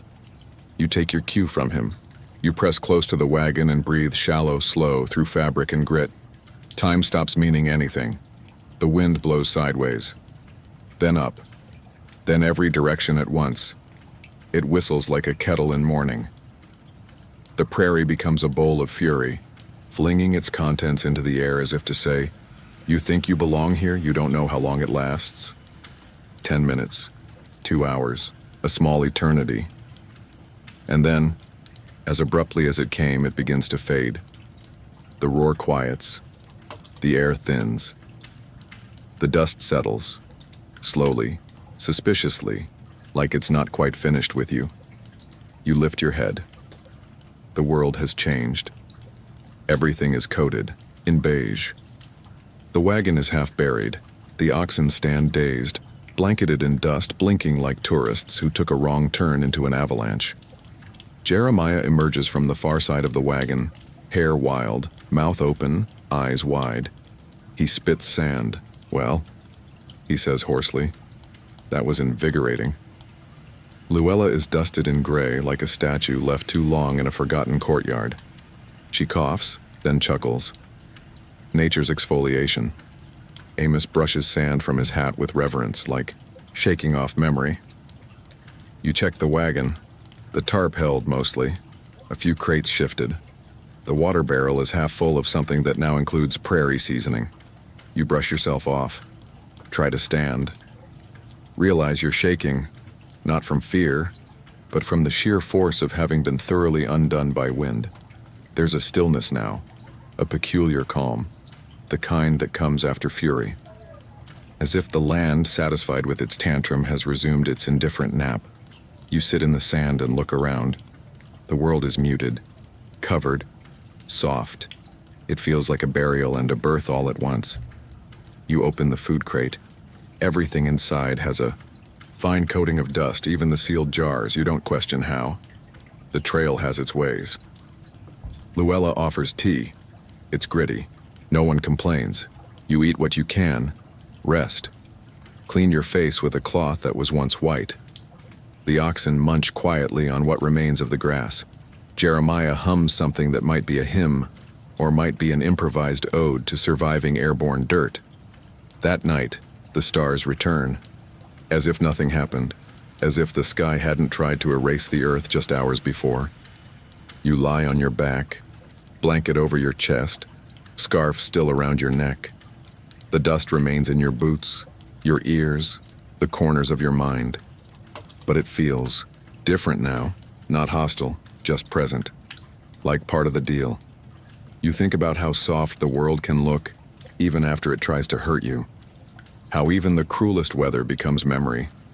How a dust storm in the end is just the wind reminding you who's really in charge. You close your eyes. Sleep comes slow and coated in sand, but it comes. And tomorrow, you will walk again. Grit in your teeth, prairie in your pockets, and a new understanding in your bones. The trail isn't trying to kill you. It's trying to see who you'll become if you live through it. You find it while cleaning out the storage crate beneath the wagon seat. A letter.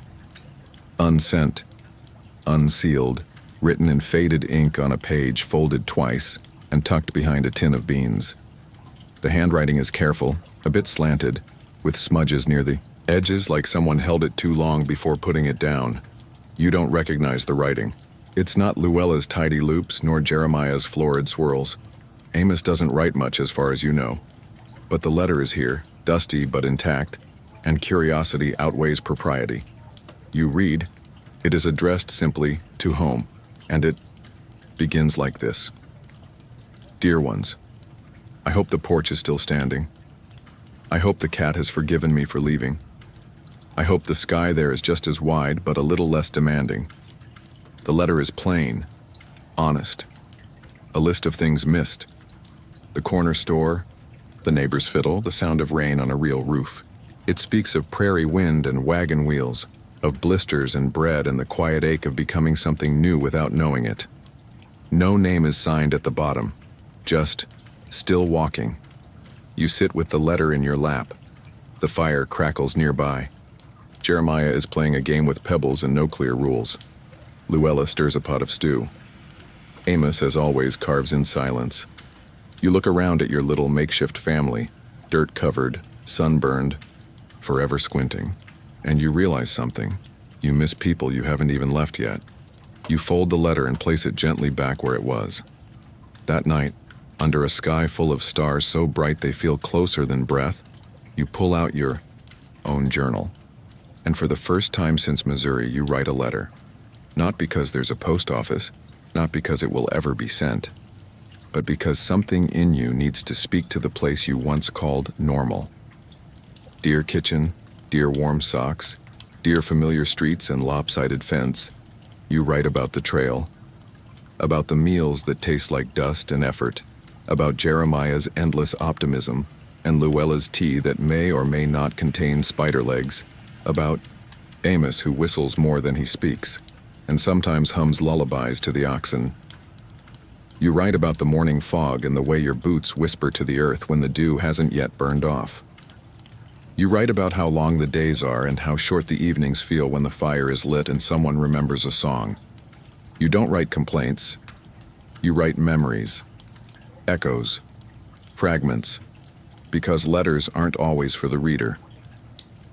Sometimes, they're for the one writing, a way to anchor yourself to say, I am here, I was there. Both are true. In the morning, you tuck your letter beside the unsent one. You don't tell the others, but that day, as the trail bends toward a river and the air turns a little softer, you notice Jeremiah quietly scribbling something on the back of an old seed catalog. He folds it twice and slides it into his coat. Luella hums and murmurs to herself. You hear faintly, tell Martha her rosewater's still better than mine. Even Amos, stoic as ever, tears a strip of cloth and writes on it in charcoal. One word. You can't read it, you don't try. You all keep moving. But the weight in your chest is lighter, because now you carry not just food and tools, not just dreams and sore knees, but words, unsent, unspoken, but not unlived. By afternoon, the wind picks up. Not hard, not cruel, just enough to rustle the grass and carry your thoughts eastward. The river you reach is shallow but clear, with banks lined in white stones. You pause, eat, drink, and rest. Jeremiah tosses pebbles into the current. Luella washes a handkerchief embroidered with someone else's initials. Amos builds a cairn, a simple stack of stones, and places a scrap of parchment beneath the top one. No one asks what it says. No one needs to, because everyone out here is writing something, in dirt, in footsteps, in glances that linger longer than they need to. Before sunset, you find a tree with bark soft enough to carve. You scratch your initials into it, not deep, not bold, just enough to be felt. Just enough to say, I was here. That evening, around the fire, Jeremiah speaks without looking up. What do you think? Happens to the letters that never get read? Luella answers softly. Maybe the wind takes them where they need to go. Amos nods once. You smile. Because that sounds about right. The prairie is big enough for every secret, every hope, every line written in the dark. You lie back, the stars blinking above, and you imagine a world full of letters floating through the night, unseen but not lost. Folded into the rustle of grass, tucked into tree knots, whispered into campfire smoke. And maybe, just maybe, someone, somewhere, hears them, even if only in a dream. You wake up expecting something to creak, crack, collapse, or complain. Instead, you are greeted by silence. Not the ominous kind that comes before disaster, but a soft, full-bodied quiet, like a quilt wrapped around the world. No one is moaning. No, wheels are broken. The oxen are upright and munching calmly. The fire pit still holds last night's coals. Gently sleeping, you sit up slowly, almost suspiciously. It is peaceful. You blink at the sky, which is painted in soft shades of lavender and pale peach. There are birds, singing, as if auditioning for a pastoral mural. Jeremiah stirs, stretches, and yawns. I didn't dream of falling off a cliff last night, he says cheerfully. Might be a good omen. Luella is already brewing tea, humming tunelessly but contentedly. I have a feeling, she murmurs, that the trail's in a forgiving mood today. You don't question it. You don't jinx it. You just go with it. Breakfast is simple. Bread warmed on flat stones, dried apples, and tea that actually tastes like tea. No one spills anything, nothing burns. The oxen, for once, do not attempt escape or interpret tree stumps as threats. By mid-morning, you're on the trail, and the air is gentle, neither hot nor biting, just pleasant. The wagon moves smoothly. No squeaks. No snaps. You half expect a bolt to fall off just to remind you where you are, but the wagon simply rolls. Amos whistles a tune that sounds vaguely like something from a seaside tavern. Jeremiah taps a rhythm on the sideboard with a spoon. Luella begins telling a story about a woman who once seduced a tax collector using only pickled eggs. It's absurd. It's delightful. You laugh. Real deep belly laughter that lingers longer than necessary. Even Amos chuckles.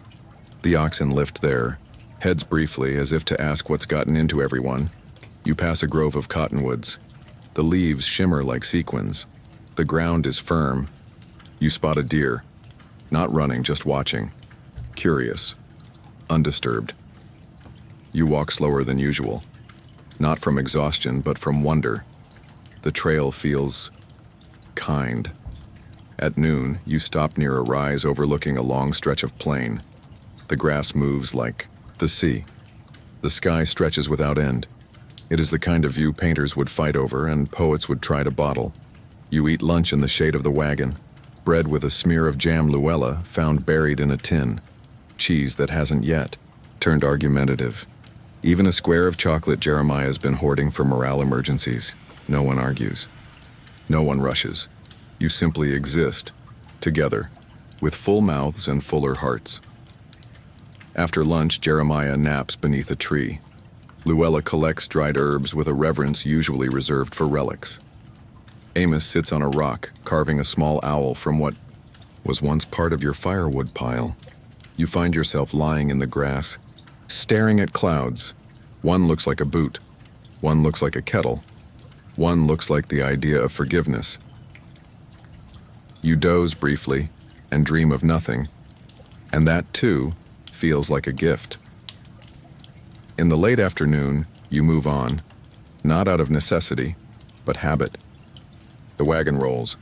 The oxen obey. The sun lowers without menace. You find a small creek to camp beside. The water is clean and cool. Amos catches a fish the size of his boot. Luella makes stew. Jeremiah adds too much salt and is gently banished from the pot.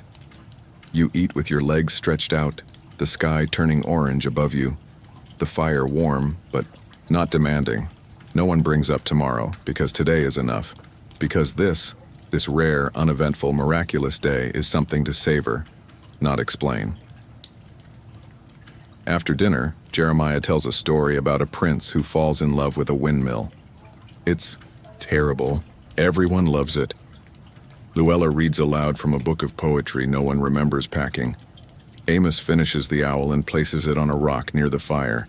And you sit, listening, smiling, filled with a quiet you haven't felt in weeks. It is not the quiet of loneliness or fear or fatigue. It is the quiet of contentment, of nothing needing fixing, of no urgency, just now, just here, just this. The stars appear slowly, like guests arriving fashionably late to a party you forgot you were hosting. The fire crackles. The owl watches. You crawl into your bedroll with clean socks and a full belly. And for the first time since Missouri, you think, if the whole journey were like this, I might never want it to end. But of course it won't be. There will be rain again, and cracked axles. And Jeremiah's experiments with soup. There will be days when the sky growls and the earth bites and the trail forgets it likes you. But not today. Today, nothing went wrong. And out here, that makes it sacred. You fall asleep easily, dreamlessly. With a smile. It begins with a whiff of something strange and miraculous. Bread. Fresh, yeasty, possibly buttery bread. You catch it on the wind, just past a bend in the trail, and for a moment, you wonder if you're dreaming. Jeremiah confirms he smells it. 2. He's already unrolling his sleeves and polishing his boots with spit. Luella lifts her head, eyes narrowing. There's a town ahead, she says with certainty. And possibly pie. Amos, always skeptical, squints into the distance. But she's right. About a mile later it appears. A cluster of buildings low against the prairie nestled beside a small rise. A church steeple, a water tower, a crooked sign that reads, Welcome Just. That. No name. Just welcome. You enter like ghosts drifting back into the world. No one speaks too loudly. No one moves too fast. The town is quiet. Not abandoned, but quiet in the way a place gets when everyone's busy doing something more important than being noticed. The general store has a bell on the door that jingles like laughter. Inside, shelves bow under the weight of dry goods, old nails, fabric, candy, and a few things you didn't think still existed. Peppermint sticks, tobacco in tins, even a bottle of hair tonic that promises inner vigor. The storekeeper is a woman named Bess, just Bess. She's got gray hair in a coil and a voice like gravel warmed by sun. She greets you with a nod and a question. Trail folk? You nod. Going west? You nod again. She sighs, not unkindly. Well, you made it this far, might as well take a breath. And so for the first time in what feels like years, you stop. Properly. The town has a single inn, half tavern, half mystery. The sign reads, The Half Rest. You do not ask what the other half is. There's a stable, a smithy, a chapel with windows too small, and a bell that's been stuck at a tilt since last spring, according to Bess. Jeremiah finds his way to the bakery, within moments. He returns with a roll so soft he names it Mercy, and insists on introducing it to everyone. Luella disappears into the apothecary, where she and the shopkeeper immediately begin comparing salves and discussing root potency, like generals trading war stories. Amos visits the blacksmith. No one sees what's said, but he returns with a slightly straighter blade and a quiet smile. You walk, not because you need supplies, but because it's a town. A whole town, with fences and porches and shutters and dogs that bark because they choose to, not because they're scared. You pass a child drawing circles in the dirt with a stick. She looks up at you, solemn and curious, then goes back to her work. Circles within circles. Something about it feels oddly profound. You eat lunch at a bench outside the half-rest. Stew from a pot that's been simmering since dawn. Bread. Real. Butter. A slice of apple pie with crust that flakes like a well-kept secret. No one talks about the trail. No one talks about tomorrow. You just eat, breathe, exist. Mid-afternoon, you help the blacksmith lift a barrel. Amos repairs a latch on the chapel door. Jeremiah gives a dramatic reading from the back of a flour sack to a crowd of two and a goat. Luella gives a woman with a sprained ankle a bottle of something that smells like both hope and vinegar. You ask a few people what the town's called. No one gives the same answer. One man calls it Middlewind. Another shrugs and says, Depends who's asking. Bess, when pressed, just says, It's where you are. Isn't that enough? And maybe it is. Maybe names are for maps and letters. Maybe places like this are meant to be found, not labeled. By sunset, you're changed. Not drastically, just enough. You feel cleaner, even without washing. Fuller, even without more food. You sleep that night in a real bed. A lumpy, creaky, barely holding itself together bed. And it is glorious. No wind, no biting insects, no fear of rolling into a rock or waking up with a raccoon on your chest. Just a bed, in a room, with walls. You don't dream. Or maybe you do. But the dreams are quiet, folded into the softness of a pillow that smells like lavender and dust. In the morning, you rise early. You eat one last roll from the bakery. You pack your things, and before leaving, you slip a small stone from your pocket. A smooth one, found miles back along the river, and place it on the steps of the chapel. A thank you, not for the town, but for what it gave you. A pause, a reminder, a chance to remember that you are still a person, not just a traveler, and then you walk. Back onto the trail, back into the long ribbon of dust and sky. But this time you carry something new, the memory of a town with no name, and the quiet knowledge that somewhere in the vastness there are still places where strangers are welcomed without question, and where a simple loaf of bread can feel like grace. You meet him just after twilight. The trail has narrowed again, winding through low hills dusted with sagebrush and silence. The sky is deepening into navy, and a few stars blink on like hesitant candles.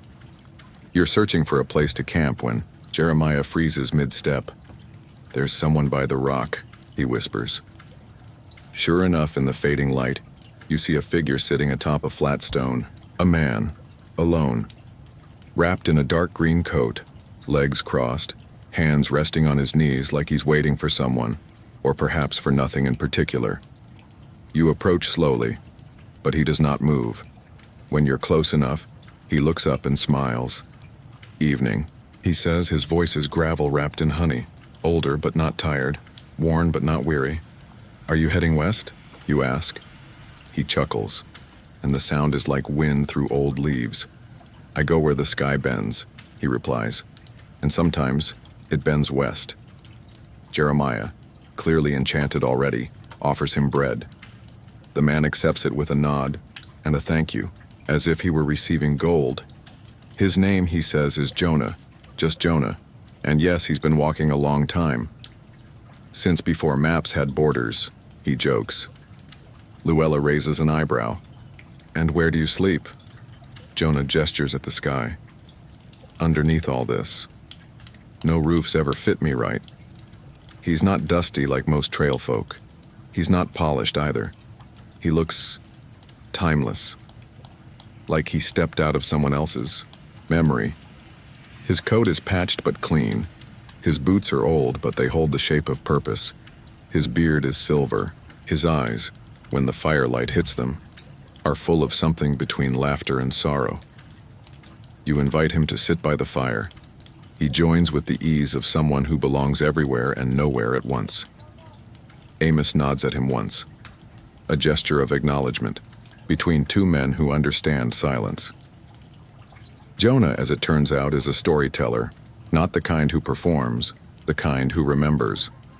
He carries with him a journal made of stitched bark and hide.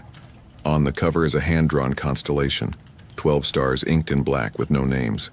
He says it's his map. But not for land, he explains, for stories. Every star, a tale. Every tale, a point to guide by. Jeremiah asks for one. Jonah obliges. He tells of a woman who walked across the continent carrying a broken mirror, claiming it showed not reflections but destinations. He speaks of a man who made a violin out of buffalo bone and played it until the coyotes joined in harmony. He recalls a child born beneath a lunar eclipse who never spoke, but left poems carved in bark wherever she traveled. His stories are strange, dreamy, not quite fantasy, not quite truth, somewhere in between, and you all listen, because there's something in his voice that makes the world slow down. Even the fire crackles more quietly. After a while, Jonah pauses, looks at you.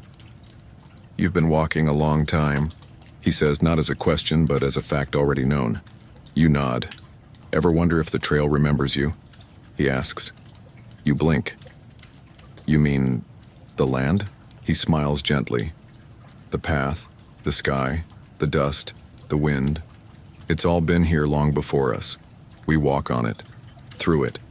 But what if it walks with us too?" No one answers, but everyone thinks about it. Jonah removes a small pouch from his coat and scatters something into the fire. It flares briefly, blue and green, and the smoke rises in lazy spirals. Luella inhales deeply. Lavender, and something else. "Stories need scent," Jonah says.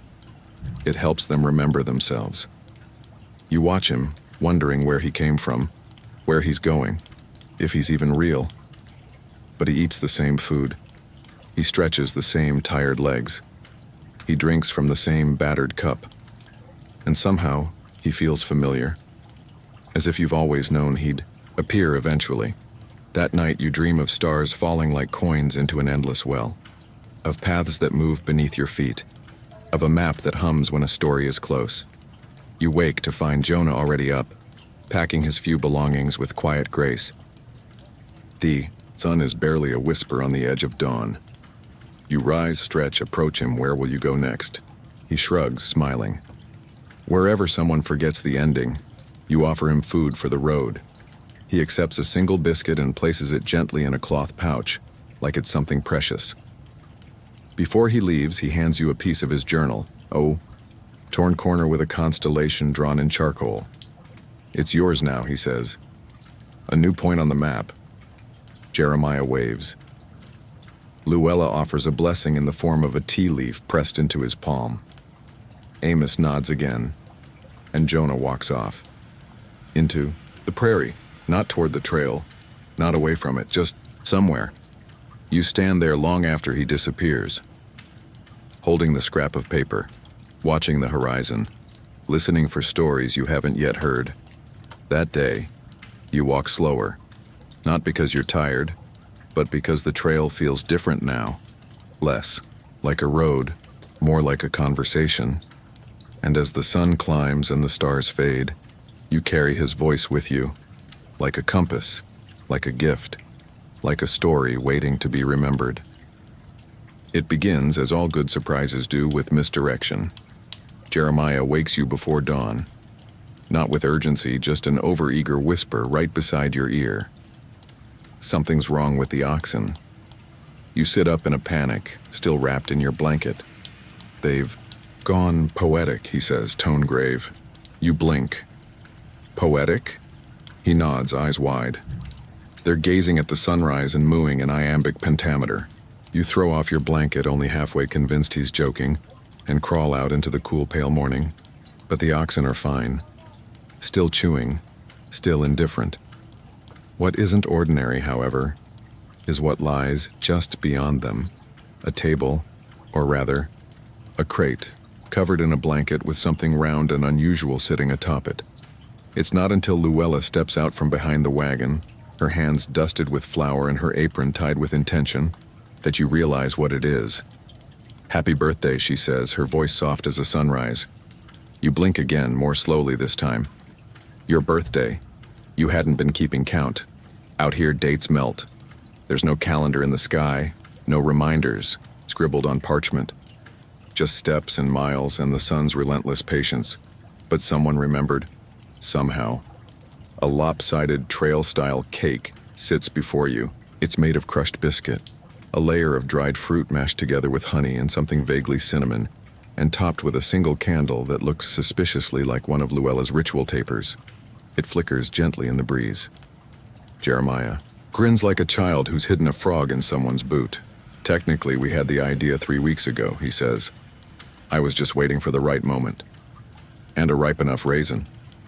Amos says nothing, but hands you a tin cup of warm tea already laced with mint.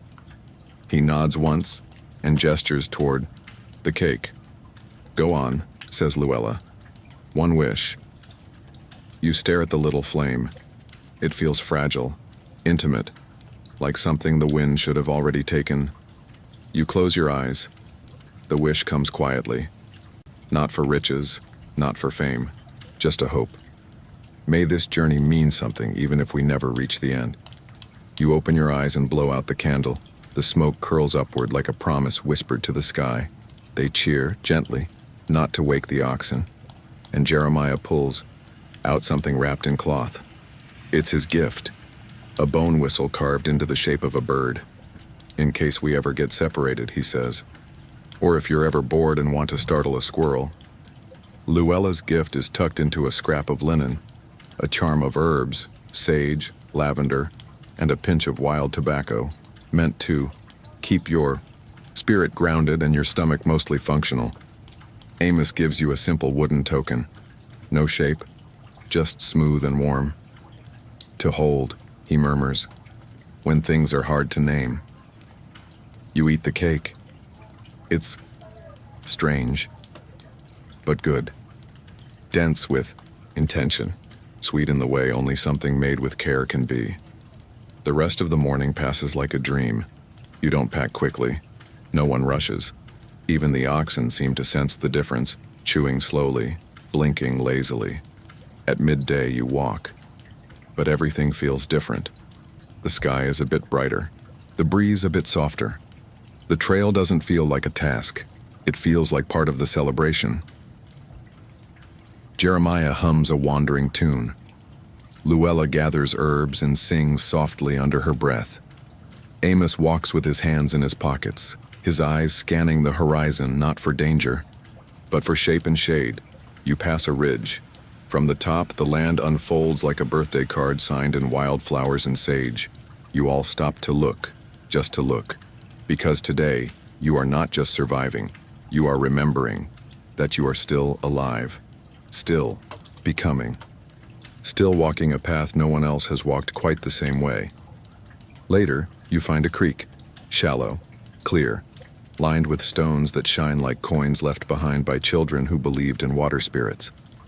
You kneel, splash your face, drink, and think, I am here, and this moment will live with me, even when everything else fades. That night, Luella insists on making something special for dinner. It turns out to be beans with a touch of cinnamon and a sprinkle of crushed cracker. Desert cuisine, she explains.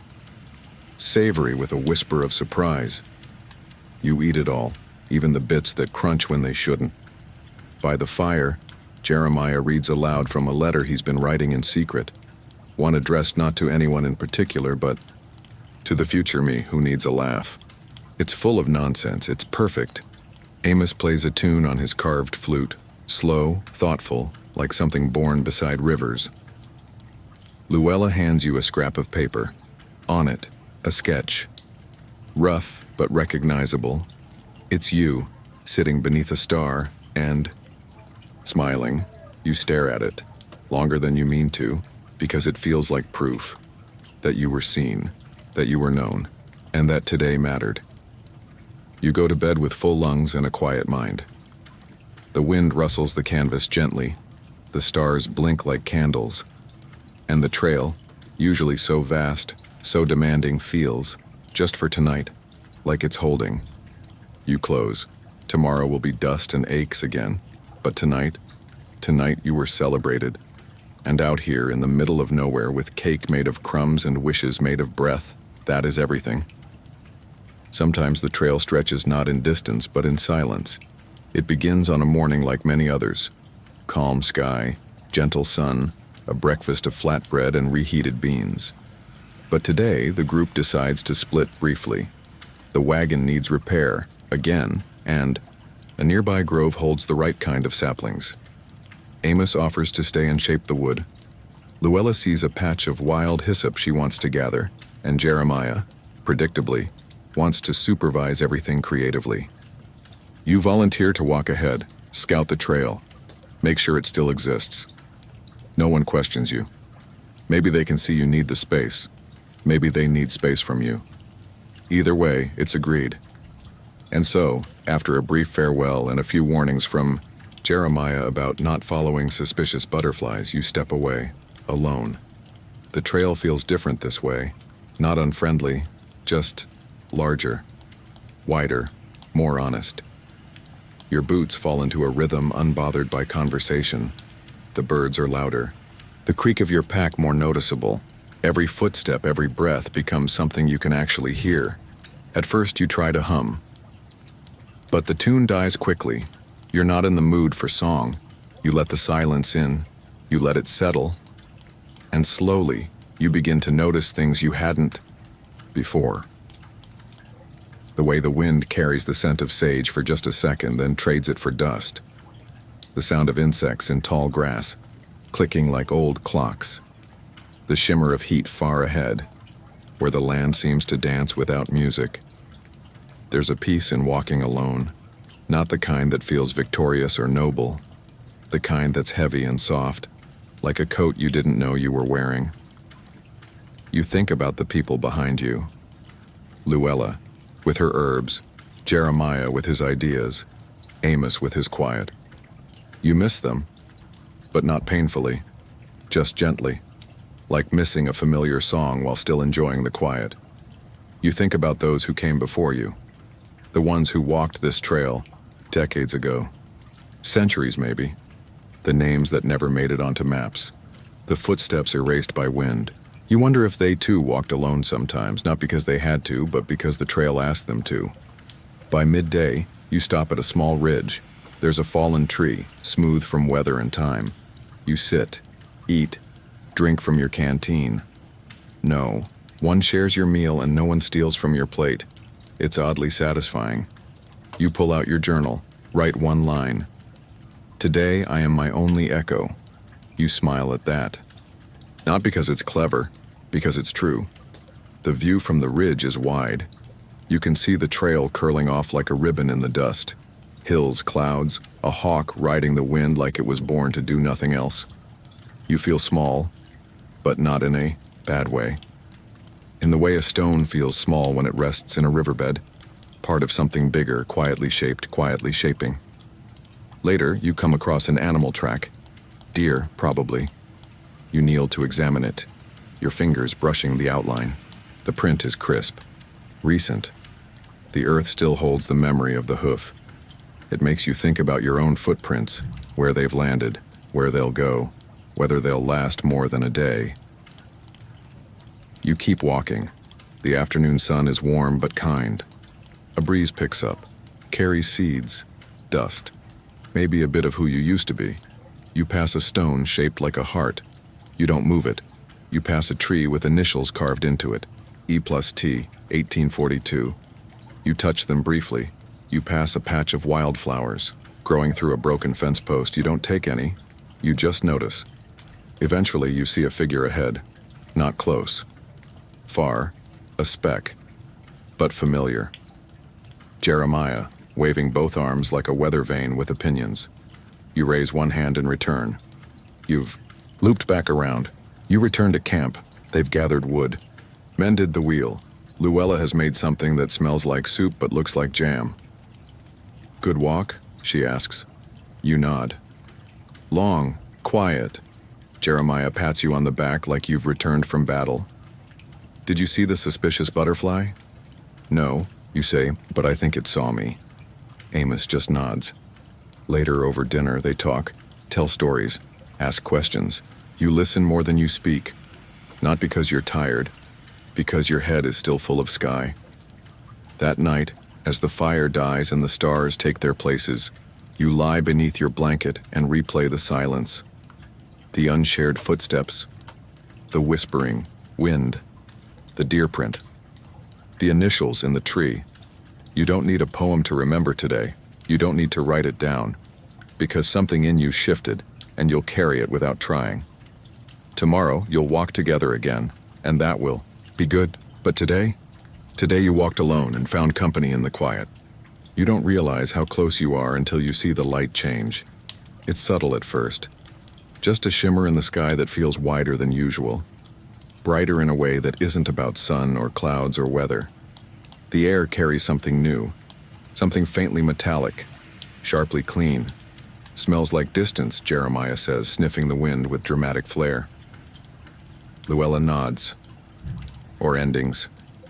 Even Amos pauses, his gaze fixed far ahead, as if the land has finally told him a secret he's been waiting to hear. The trail today is not harder than usual. If anything, it's easier, more level, the dust less stubborn, the wagon surprisingly cooperative. The oxen move with purpose, like they too sense that something is about to shift. You walk quietly. No one sings. No one jokes. Even Jeremiah, whose mouth rarely rests, seems caught in reverence. Around midday, you crest a gentle hill and then stop. Before you, the world opens, literally. The land falls away into a wide valley, and beyond it, almost imperceptibly at first, is the gleam of water, a vast, endless body of it. Blue, silver, still, alive. The Pacific. It's so far away that it might as well be a mirage, but it's there, real, waiting. You've seen rivers, lakes, creeks, muddy puddles big enough to feel victorious about. But this is something else. This is the edge. The place the map always hinted at, but never described well enough. You all stand there staring. No one moves. No one speaks. Even the wind hushes itself for the moment. Eventually, Luella takes off her hat. Jeremiah lets out a low whistle. I thought it would look bigger. You chuckle. Because it does look big, enormous even, but also so peaceful, so perfectly still, that it feels intimate, like meeting someone you've dreamed about your whole life and realizing they were always a little quieter than you expected. The descent into the valley is slow, measured. You don't rush. You let each step sink in. The air grows cooler. Trees change shape. Birds you don't recognize call in strange accents. There are signs of others, wagon tracks half faded, a broken fence post, a carving in a tree that reads simply, "Made it." You pass it slowly, touch it briefly, say nothing. By the time you reach the edge of a bluff that overlooks the bay, the sun is beginning its slow descent, painting everything gold. You unhook the oxen, let them graze on grass that is greener than it has any right to be. You sit on the edge with your companions, no camp tonight, no fire, just rest in the sea. You've imagined this moment many times, but never like this. Never this quiet. Never this soft. You think of all the days behind you, the broken wheels, the dust storms, the laughter, the hunger, the stories told, and the ones you'll never quite remember correctly. You think of the letters never sent, the sky full of lanterns, the man with a map of stars. You think of how far you've come, and how far some didn't. You don't feel triumphant. You feel tender, worn in, and grateful. Jeremiah pulls a notebook from his coat. It's wrinkled, weathered, half torn. He flips to a blank page, stares at it, then closes it again. No words yet, he says. Luella pulls a handful of dried flowers from her bag and scatters them into the breeze. For the ones who stopped walking, Amos just breathes, and that, in itself, feels like a poem. You close your eyes and listen to the waves far off but rising. The rhythm is unfamiliar but not unwelcome. It's not the end of your journey. The real Oregon still lies beyond, with hills and settlements and the bureaucracy of beginnings. But this moment, this is the ending that matters. The ending of the trail, the end of one kind of walking, and maybe the beginning of another. That night you don't dream, not because you're too tired, but because somehow you're finally full of sky, of trail, of quiet, of completion. When you wake in the gray blush of early dawn, the sea is still there. So is the wind, and so are you. Changed, but still walking. Morning comes softly. No trumpets, no declarations, just light, gentle and golden, spilling over the bluff, brushing the tops of your boots and the curve of Jeremiah's sleeping hat. You sit up slowly, stretch, breathe in sea air that feels both sharp and familiar now. The fire has gone cold, but not completely. A few coals glow beneath the ash like memories too quiet to shout but too stubborn to fade. You don't speak right away. No one does. It feels ceremonial somehow, like waking inside a pause. You watch the sun rise over the ocean, that great body of water you finally reached but not entered. And maybe you won't. Maybe that's not the point. Maybe the point was always the trail. Behind you, the land lies like a long, wrinkled sheet, miles of dust and rock and everything you've survived. You can almost trace your route just by looking. The rivers, the forest, the broken wheel near the tall pine. The ghost town with the swing that creaked in wind that remembered things you didn't. Jeremiah is the first to break the silence. He yawns, rubs his eyes, and says, "So, breakfast?" Luella snorts. "Can we just let the ocean do its thing for 5 more minutes before we think about beans?" Even Amos, who usually says little, murmurs, "Let it settle." So you do. You sit together. No one moves with urgency. No one rushes to pack. Because even though the trail has technically ended, you're not quite ready to stand up and call it finished.